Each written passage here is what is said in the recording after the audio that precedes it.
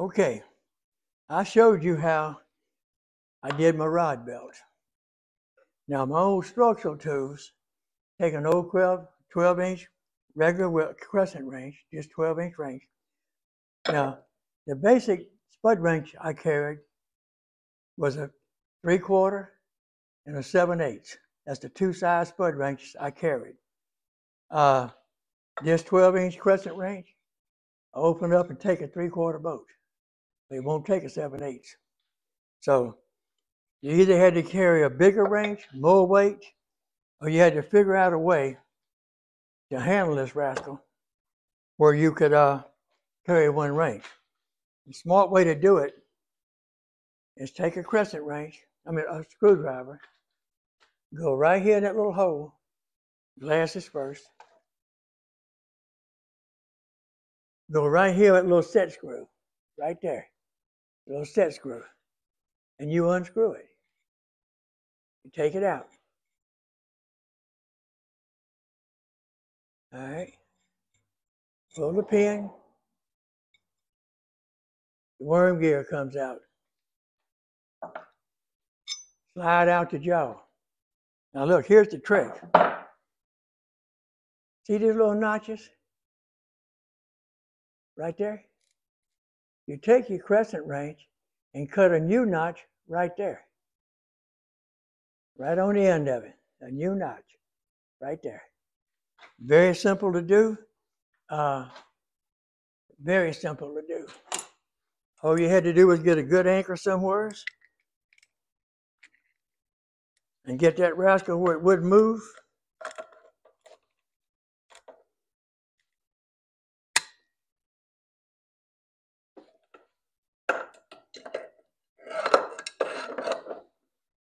Where it don't move.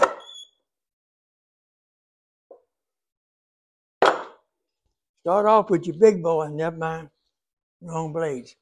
All right, take your Dremel tool or whatever you're going to work with and cut a new notch right there.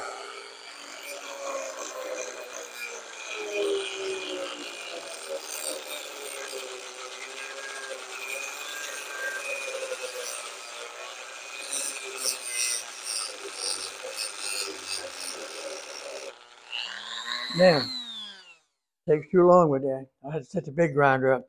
But anyway, after you cut that notch, that extra notch,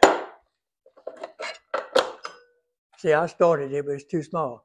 Once you cut that extra notch right there, you can come back and put it back together, just like you took it apart. Put it back together. Put the worm gear back in it. Take your set screw, screw it back together, and this wrench will open up to 7/8. So you've turned a lightweight tool into a pound saver. Now that's one thing you can do. Now something else you can do with this thing, I'm going to put this out for the time being. You can take this handle and drill holes.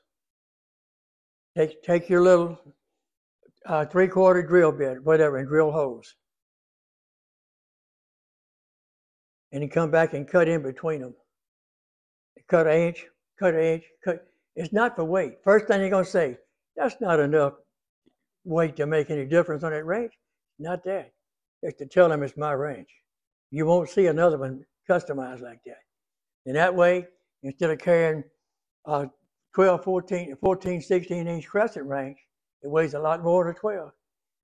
You got a 3/4 backup, a 7/4, 7/8 backup, and 2 spud wrenches, and an American Bridge bullpen, and Brother Ironworkers. You're lighting that tool belt.